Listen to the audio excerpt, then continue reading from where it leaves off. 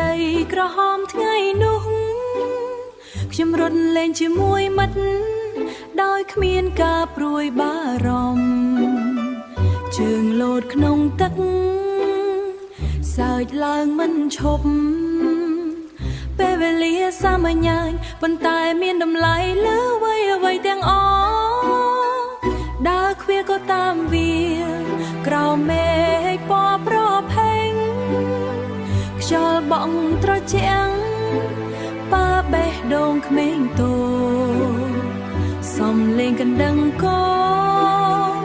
ឮឆ្លងវាលស្រែដូចជាបទភ្លេងមួយដែលខ្ញុំមិនអាចភ្លេចបានអូភ្លៀងអើយសូមនាំខ្ញុំត្រឡប់ទៅកាន់ថ្ងៃដែលខ្ញុំធ្លាប់សើចដោយគ្មានហេតុផលកាលវ័យកុមារតែគ្មានទុកព្រួយអ្វីឡើយនៅសល់តែអនុស្សាវរីយ៍ដែលធ្វើឲ្យខ្ញុំយំស្ងាត់ថ្ងៃលេចក្រោមដើមថ្នោត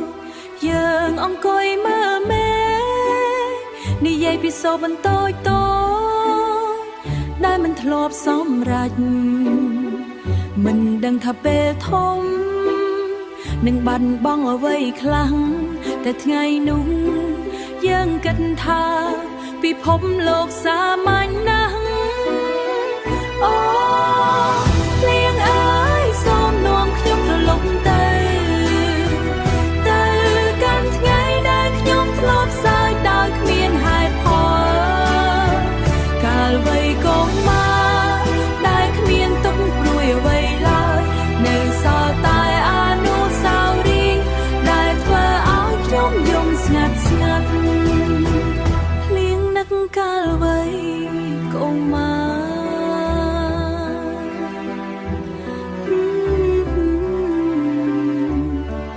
យំស្ងាត់